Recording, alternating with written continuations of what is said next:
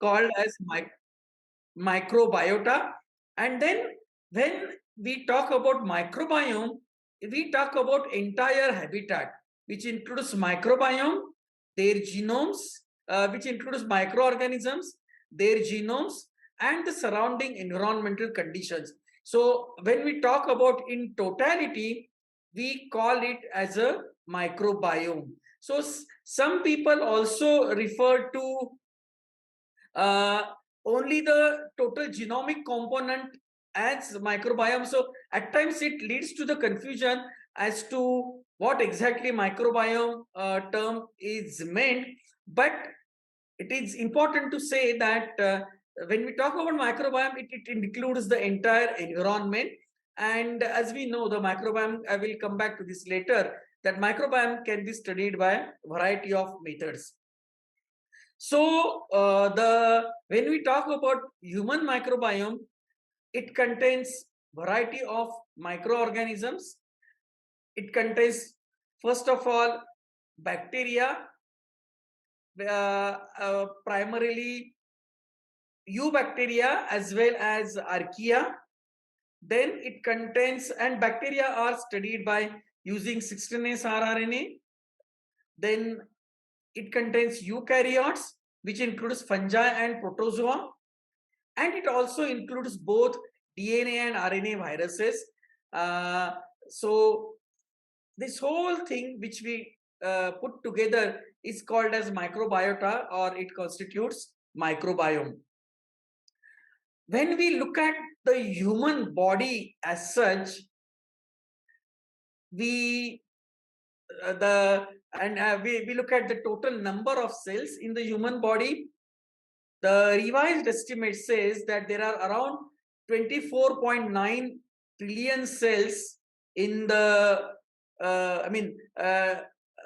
RBCs in the human body. Then there are platelets, and then there are other cells. So put together, the total number of cells in the human body is around 28 to 29 trillion cells. As against that, if we look at the just the gut microbial cells, that is in the range of 38 trillion. So earlier estimates said that the total number of microbial cells in our body is 10 times more than the human cells, but revised estimates says that they are equal. They are almost equal. The microbial cells outnumber the human cells by a very small margin.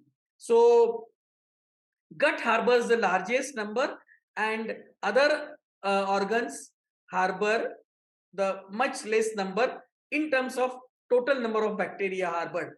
However, I would like to emphasize here is that if you look at the total number of cells, yes, the gut is the organ that carries the largest number of bacteria or microbes. But in terms of diversity, that is in terms of number of different genera and species present, skin is as diverse. So the diversity of skin is equivalent to that of the gut, or more or less same as the gut, but the total number of cells in the gut is much higher. So if you look at the entire digestive system, obviously the stomach carries the least number of microbes because of the acidic pH. Then the other parts, like duodenum, ileum, and colon, they carry larger numbers. So colon harbors the highest density of microbes in the range of 10 raised to 10 to 10 raised to 12 colony forming units per ml. And what is also important to understand here is the distribution is not uniform. Even when we talk about colon, this 10 raised to 10 to 10 raised to 12 doesn't mean that throughout the colon there is same density. There is a variation of density within different regions of the colon in terms of number of cells present there, and also the type of bacteria that are present. So you can compare that with a country where the certain cities have high density, certain parts of the land has lower density, some parts are almost uninhabited. So like that, the overall distribution of microbes in the gut environment varies. So there are pockets of high density, and the composition also varies in different parts. But unfortunately, these local variations we cannot study by presently available methods. And for almost all microbiome studies, the microbiome is analyzed looking at the stool sample, which is an average mixture of everything that is present in the gut. We are not sure as to whether it represents the total GI tract. It may be possible that some of the members of GI tract are not represented in the gut. So that possibility are not represented in the stool sample. But for all practical purpose, the microbiome studies are done using stool sample as a source to study microbiome studies. So the microbiome has assumed tremendous importance since the beginning of this century, and it is considered the biggest thing in biology after Human Genome Project. The reason for this is it is not believed, but now it is almost proven that it can provide simple, sustainable, and safer solutions for human health, which were not possible earlier. And it is exceptionally power tool for personalized medicine when used in conjunction with human genome. So we can talk at length about this in today's talk. I am not going to give any examples of that because I am going to concentrate more on Ayurvedic aspect of the gut microbiome. But today there are many such examples where the microbes are being used either for the therapeutic purpose in various form, or there are also examples where the purified compounds derived from gut microbes are being used for the therapeutic purposes. And why this sudden, I mean, the microbiome science assumed importance, it kind of exploded since the beginning of this century.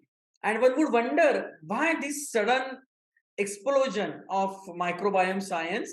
So the reason for that lies in the genome sequencing. At the beginning of this century, the human genome sequencing project was undertaken with the aim of having capability to sequence every individual's genome. But at the beginning of the century, the cost was prohibitively high. So it would not have been possible to do the human genome sequence for everybody with that high cost, and even the time taken was much larger. It took almost 10 years to get first human genome sequence because the technologies were also very different. Then there was a kind of race to develop cheaper and faster sequencing technologies, and the cost started coming down. And towards the end of the first decade of this century, the cost came dramatically down. And today we stand a situation where the human genome can be done at around $100 and in a day. And for the sake of size, we must remember that when we talk about single human genome, it is 3 GB, and microbial genome is typically 5 to 6 MB. So the cost and the time in which you can do single human genome, you can do 50 to 60,000 microbial genomes. And that's why then uh, the microbiome studies kind of exploded at the beginning of this century, because prior to these advanced, cheaper and faster sequencing technologies, it was very tedious to do the microbiome studies. So there were very few studies. The science came into existence in the early, I mean, in 1990s, where the extreme ecological systems like hot water springs and such things were studied, because the crux of the microbiome studies is, I mean, again, I do not want to elaborate onto this, but one should realize, in order to understand the impact of sequencing, it is also important to understand that in any given environment, including human body, the majority of the microbes cannot be grown in the laboratory. And that is a prerequisite to study the microbes and their activity to grow them in the laboratory. But for most ecosystems, majority, more than 99.99% microbes cannot be grown in the laboratory. So, and this was known ever since microbiology started, since 300 years back. So, attempts were being made to study these microbial component that cannot be cultivated in the lab and studied. And then came the discovery by Carl Woese in 1970s, who proposed that one particular nucleic acid, that is 16S ribosomal RNA, its sequence can be used for correct identification and classification of bacteria. And it became accepted by scientific community. And obviously in 1970s, there was no DNA sequencing, but when the sequencing was invented in 1980s, then the technology adapted from direct ribosomal RNA sequencing to sequencing of gene of 16S rRNA gene, which was then followed by discovery of PCR, which made the amplification of 16S rRNA gene using universal primers easier. So, and then with that, then that was kind of a start of microbiome studies, because what was then possible is that using universal primers, you amplify the 16S rRNA genes of a mixed microbial community, which will give you a population of amplified 16S rRNA molecules, which will this mixture will represent all the microbes that are present in that sample theoretically. So if the sample which you are studying has 10 different types of bacteria, the PCR amplified product will be a mixture of 10 different 16S rRNA sequences. And those days people use cloning to get individual 16S rRNA molecules separated, and then the clones were sequenced and the microbial community structure was studied. So that was when high throughput sequencing technologies were not available.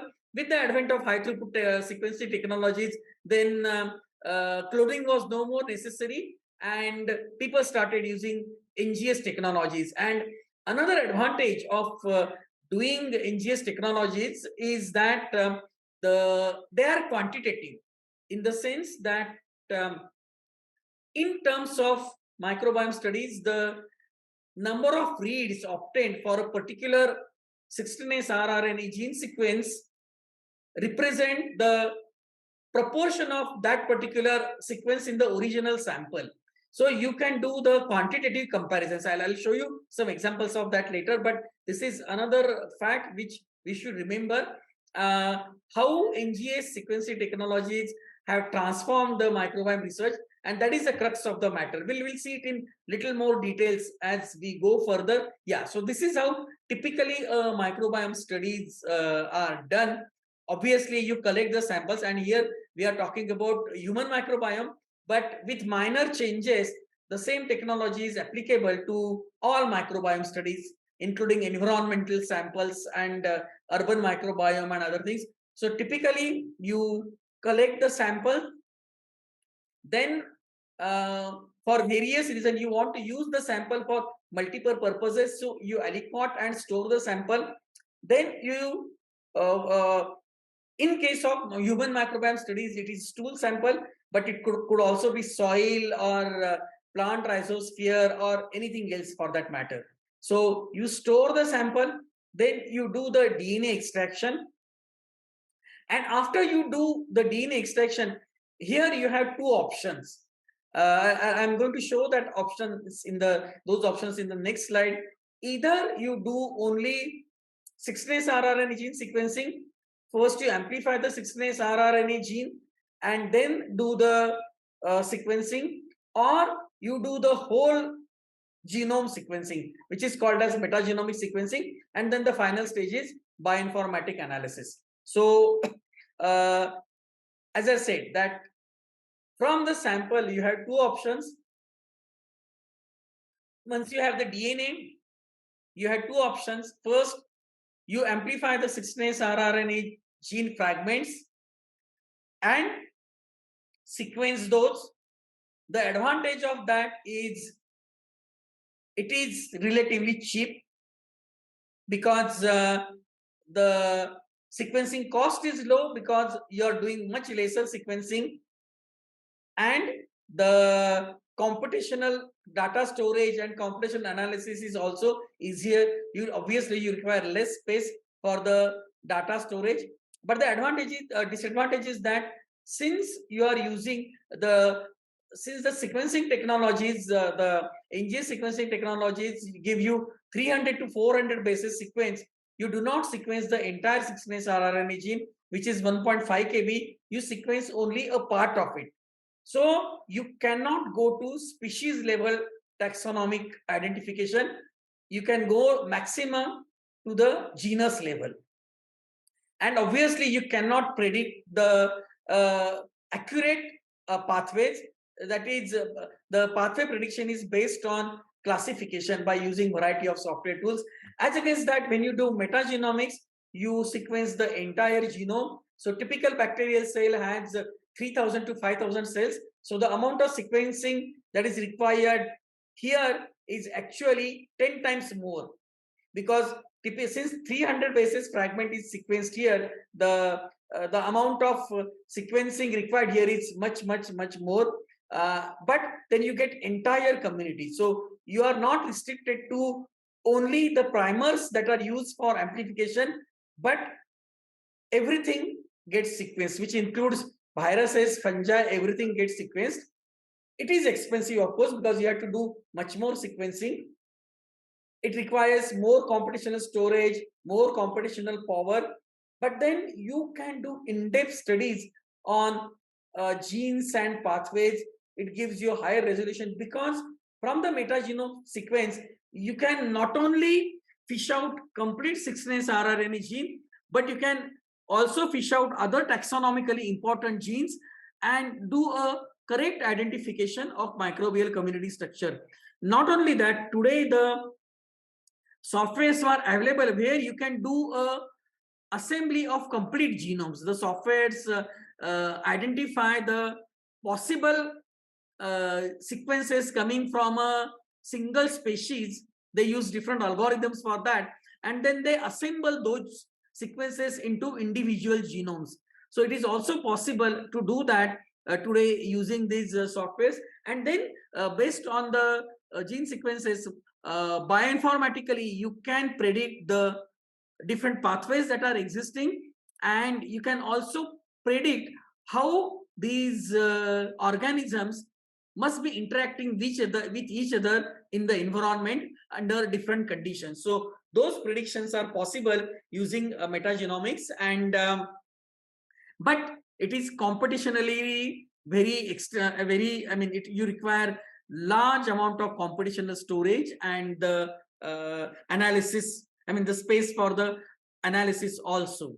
And this is something which I had made a passing remark, but point to remember here is that even when you do a single gene in amplicon sequencing 16S rRNA, you are not sequencing even a complete 1.5 kb gene. You sequence only certain part of that, which gives you taxonomically important information, because the gene is divided into 9 hypervariable regions, and these hypervariable regions are the one which give you taxonomically important sequences, which help you in assigning these sequences to different genera. And since it is a bioinformatic intensive technique, which is still in infancy, I would not say that the technique has reached the I mean, we know everything, and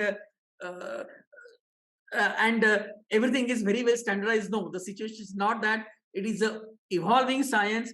So there are always updates on the tools that are used for the analysis of the sequences. People are consistently evolving better, more efficient tools that work faster. that give you more reliable and accurate data and its interpretation. So these are ever evolving tools. Some of the popular tools are Kaim or Data 2. These are the popular tools which are used for analysis of 16S rRNA gene sequences. For metagenome also, there are this Data 2 is used for analysis of 16S rRNA gene sequences. Because typically what you do is that once you get the sequences, you clean the sequences to filter out bad quality data, and then you assemble the sequences. And when you are doing the amplicon sequencing, you put together sequences that are identical and then which are uh, termed as amplicon sequence variants or OTUs. So they represent a single taxonomic unit which could be equivalent to a single bacterium. And then once you do that, you use variety of databases for getting identity of these sequences. And then you do the rest of the analysis of quantification and all. Similarly, in metagenomics, once you assemble the sequence, you use the various genome sequence databases to assign functions to these sequences. And then you do further analysis in terms of predicted pathways and comparisons. And also, this is bioinformatically very intensive procedure, and still many different algorithm tools are being developed.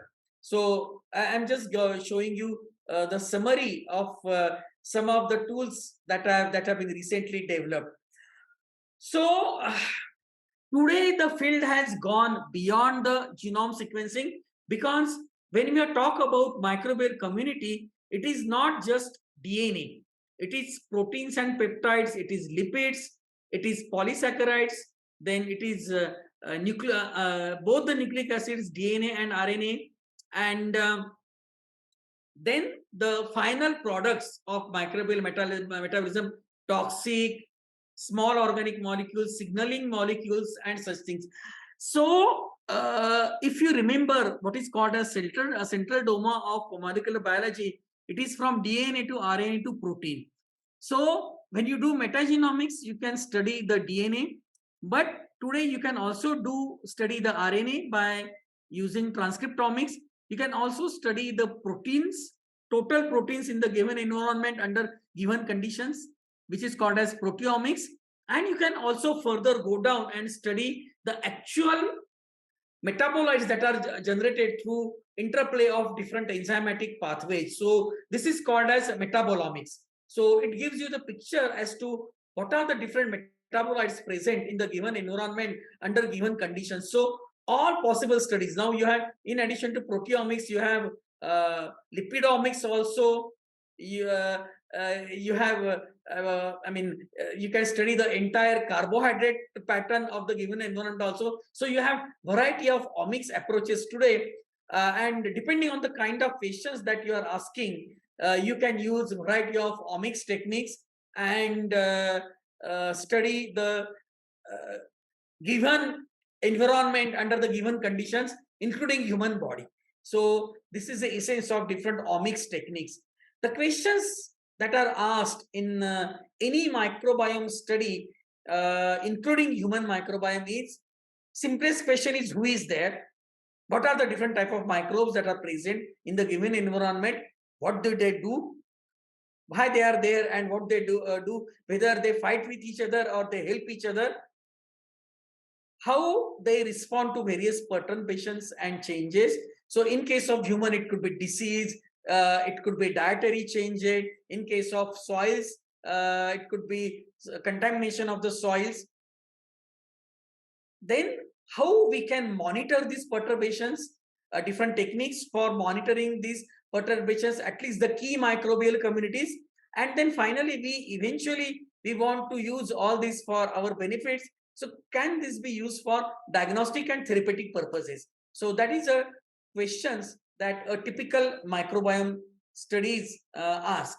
And understanding the importance of microbiome in human health, because today as we stand, the microbiome affects each and every aspect of human life.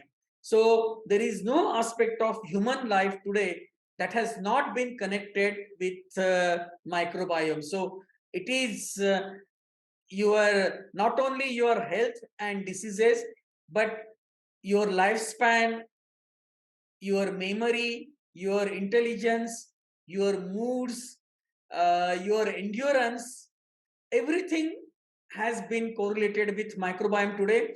And it would not be wrong to say that except for very classical genetic diseases like thalassemia and such things, for every other disease, there is a microbiome component associated with that. And the list of these diseases where the microbiome association has been shown is long and ever ending. It started with important diseases like diabetes and obesity, and then it expanded to every possible disease. So today there is no disease, I can say, except, as I said, except for classical genetic diseases like thalassemia and all, where there is no microbial component. So whether it is coronary heart disease, liver diseases, renal diseases, kidney stones, neuropsychological disorders, behavioral disorders, for each and every disease there is a microbiome association has been shown. In some cases the studies have gone beyond mere associations, and they have looked at the mechanistic aspects of microbiome in these studies. So the studies today have gone just beyond associations, and there have been some causal associations for microbiome have also been shown. But microbiome gets affected by a variety of factors, including the diet and biogeography. So every country has its own microbiome study to understand the what is the healthy or core microbiome of the population, and how this information can be used for better understanding of diseases. So almost every country now has taken up such microbiome studies, and uh, predominant organisms for these countries have been noted. So this is the little older information which was compiled, but there are many more countries and many more, much more information has come out in the last 5-6 years on what we can call as what constitutes as a core microbiome. Looking at India, if we look at India, we always say that in terms of biogeography, in terms of genetic makeup, and in terms of diet, we are more diverse than the rest of the world. So then it actually warrants that we should take a more extensive, I mean, if we say that our diversity is equivalent to rest of the world, then actually we should undertake a as big microbiome study as entire world put together. But that is economically prohibitive. We would never be able to do that. So at least we need to study some important populations and understand the basic microbiome. So we did some efforts in that direction in the last decade or so. So this I have already said that we have 10 biogeographic regions, tremendous dietary diversity, and the ethnic diversity as well, genetic diversity as well. So we looked at the mother-infant gut microbiota, age-related differences, genome sequencing of isolates, and what constitutes healthy microbiome. And we also studied diseases like diabetes, celiac disease, kidney stone, and inflammatory bowel disease, how the microbiome changes in these diseases. But I am not going to talk about any of these things today except these.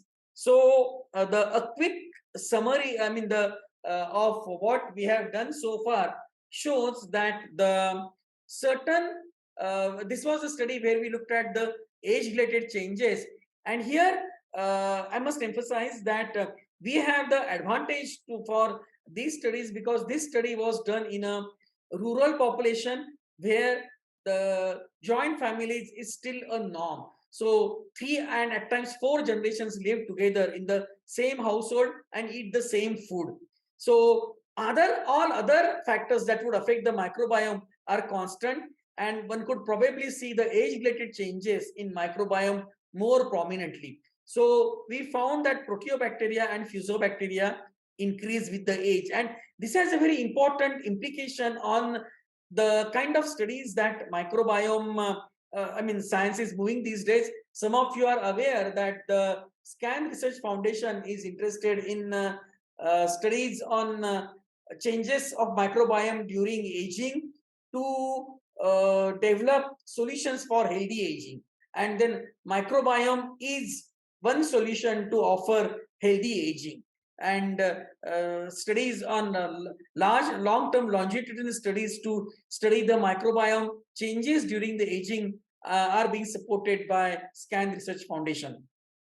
So in gut microbial communities, the proteobacteria increase, oral microbial communities, the fusobacteria increase with the age, and in the gut, bacteroids number reduces with the age. And in the oral microbiome, Treponema fusobacterium increase, and in Streptococcus, Streptococcus and Granicutilla decrease. Sorry. Go ahead, sir. If we look at globally, we did comparisons of the population which we studied with Western population, African population, and other Asian population. One can find that the gut microbial population of the individuals which we studied, it forms a distinct group. So, and the reason for that is we also further went down to community structure, and the reason for that is the gut microbial community of Indian population harbors the larger number of genera Prevotella and Megasphaera. So whereas these are much less in the rest of the population, I'm not going to show that data, but our studies have also shown that in other populations, Prevotella is a neutral community, but in Indian population, it is a very important community, and Prevotella abundance changes in diseases. So normally Prevotella is abundant, but in diabetic, obese, and individuals and in other diseases, the Prevotella population decreases. So Prevotella is a kind of hallmark of healthy Indian gut population.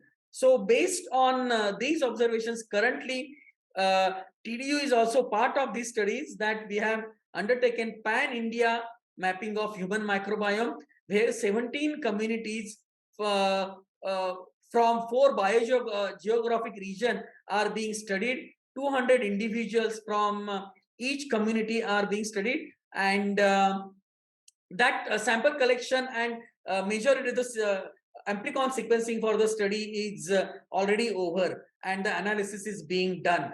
And what is important is in this study, in addition to other metadata related to lifestyle and diet, we are also including Prakriti assessment, because we are interested in correlating gut microbiome community structure with Ayurvedic Prakriti. Because we feel that since Ayurveda also believes that everything starts in the gut and gut microbiota is important, there should be some correlation between individuals' Prakriti and gut microbial community structure. And I'm going to show you a small study which we conducted on these. So, but this is the study which has been recently being concluded, and the analysis is going on, and TDU is very much part of that. They are involved in doing Ayurvedic Prakriti assessment of the participants in the project. And as I said, the participant NCCS is coordinating this. Then other partners are All India Institute of Medical Sciences, SRM Institute of Medical Sciences, IBSD from Imphal, Transdisciplinary University, and University of Pune.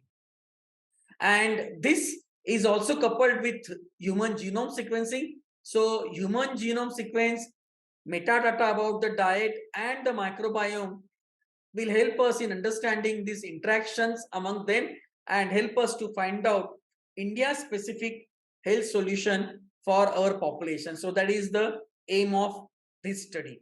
And now I'll quickly take you through some of the studies which we are done correlating Ayurveda and microbiome. So the first study was done. It was not a very well-defined study like the one like the one which is going on presently. This was study done in retrospect. So we already had microbiome data available with us.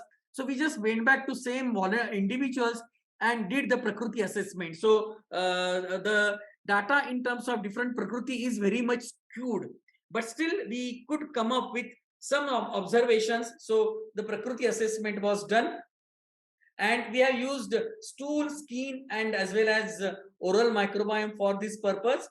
And what we can see is that Vata, Pitta, and Kapha Prakriti individuals have a quite distinct microbiome. So that is the, I mean, if we were happy that we could indeed see this. Then when this was at the uh, higher taxonomy, this was at the phylum level.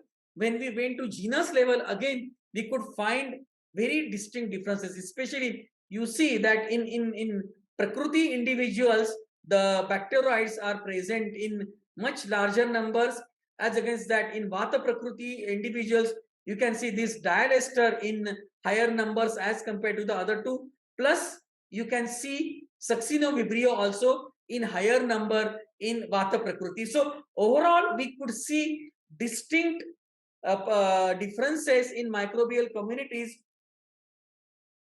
in different Prakriti individuals. So we also studied the further relative abundance, and we found that the bacteroids Desulfovibrio, parabacteroids, Slackia, and Succinovibrio, they showed a differential abundance in three different Prakriti individuals, and we could also draw some correlations between the functions of a particular bacterial genus and the properties of that particular Prakriti. But this was a very small study. The sample size was very small. And again, we could see that the different Prakriti types group differently, especially the Vata Prakriti individuals form a very clear-cut separate group.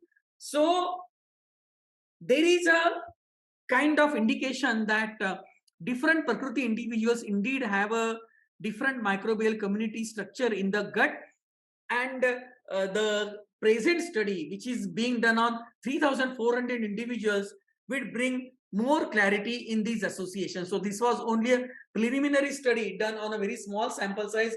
In oral communities, these distinct differences were not so predominant, but still we could find some differences. And in the skin, the differences were quite marked. Surprisingly, the Kapha, Vata, and Pitta Prakriti individuals, the differences in microbial community structure in the skin were quite marked. So there was a very good correlation between the Prakriti and the skin microbiome of those individuals, and you can really see that three different Prakriti individuals could be different into three different distinct groups. So that is another interesting observation. Unfortunately, in the national level study, we are not doing Prakriti for logistic reasons. We are not doing skin microbiome for logistic reasons. So this was one study correlating Prakriti and microbiome. Then another interesting study which we had taken up with the help of Dr. Palek from Mumbai, and we studied the Panchagavya preparation for the microbial population. I mean, to study whether the microbiome changes during the Panchagavya preparation. So typically in this study, the dung and curd weight was taken, mixed together, allowed to settle for 30 minutes in a copper vessel, and then we looked at the microbial community structure at the start and after 30 minutes, and we could find a very clear cut the community structure differences between pre-fermentation and post-fermentation sample. Typically, the number of lactobacilli increased after 30 minutes fermentation, and number of proteobacteria decreased after 30 minutes. So that is again a very individual I mean, that is again a very interesting observation, but again, the limitation was that this study was done only once, and there is a need to repeat this study on larger number of samples. And also, one should not stop just at looking at the Panchagavya. The major study that needs to be done is how this Panchagavya consumption affects the gut microbiome. So that study needs to be done on a larger population. And then this was another study which we had done with Dr. Supriya Bhalera of Bharati Vidyapeeth, where we looked at the Basti treatment on gut microbial flora in India, obese individuals. So this was again a smaller study with a smaller sample size, but we could really see the microbiome alterations after the Basti treatment. So this is, I mean, these are the details I would not know. This was the part done by Supriya Bhalera's group. So they prepared all these samples for giving Basti, and then they carried out Basti. And then we looked at the different time points. We looked at the day 7 and day 49. We looked and day 17 also. We looked at the microbiome, how the microbiome changes after the treatment. And they also did anthropometric measurements to monitor the obesity. So again, what we found is that the diversity varies. The after treatment, before treatment, and during the follow-up, you can see that the especially after treatment, there is a distinct change in the diversity. And then when you look at the different diversity of the microbial population, you can see that before treatment it is less diverse. After the treatment, the abundance of Prevotella is decreased after the treatment, and some other bacteria have come up. But unfortunately, what happens is that after the follow-up, this change which is seen here starts going back during the follow-up. So, which means that the treatment needs to be repeated after couple of days again. And they also found the decrease, I mean, the decrease in BMI, the marginal decrease in BMI was also observed. But as I said, that this study was done on a smaller population, only 10 individuals were taken, and the microbiome change that takes place after the Basti treatment is transient. So after the treatment, again, the microbiome goes back to what it started with. So which means that in order to be effective, probably at least from the microbiome point of view, the treatment needs to be done regularly. It's not just one-time treatment would not suffice. So that is the study from this conclusion. And then finally, one more study I want to emphatically share with you, and it's my strong feeling that these studies must be done. This is a study which we had done more than a decade ago, and what we had done here was during we followed the preparation of Kuttacharishta, and we followed the microbial community changes during the preparation of this particular Ayurvedic preparation. And we found that this was the study done long back, where we did not even have the high throughput sequencing facility was not available in India. Though it was published in 2013, it was done much earlier. So this was done by classical Crohn library study. But still, what we found was that during the course of fermentation, 0 days, 8 days, and 30 days, there is a distinct microbial community change during the fermentation. And at the end of the fermentation, 30 days, the diversity has reduced, and only 3 major groups of bacteria are present in the preparation. And at the end of the preparation, there are lactobacilli. My student had also isolated one lactobacillus species from this preparation at the end of the fermentation. And he further went on to show the ability of this particular isolate to combat with the pathogens. So in this study, since we were working on Aeromonas that time, the Aeromonas was studied the attachment. So it competes with Aeromonas for attachment to the gut cells and suppresses the attachment of Aeromonas to the gut cells. And we also showed that it reduces the vacuolation of the cell. It reduces the cytotoxic effect of Aeromonas on the cells. So which means two things. I mean, in this particular study, the fermentation was also followed doing pharmacology of the preparation. So the pharmacology data I am not presenting, but what it means is that the Ayurvedic preparations which are produced by fermentation do retain some bacteria at the end of the fermentation, and some of the effects of Ayurvedic preparations could be attributed to the bacteria that eventually remain in the preparation. That time this study had generated a lot of excitement, and I thought that people would be interested in studying Ayurvedic preparations also. Even we ourselves were interested, but unfortunately it was not followed up. I could not get any other student interested in doing this. I tried to emphasize many Ayurveda scholars and researchers to do these studies on other preparations also and take this further, whether really what kind of bacteria eventually remain in fermented preparations, what properties they have, and indeed some of the health benefits of these preparations could be attributed to this bacteria, which is something which, in my opinion, is worth studying. So with that, I will stop here.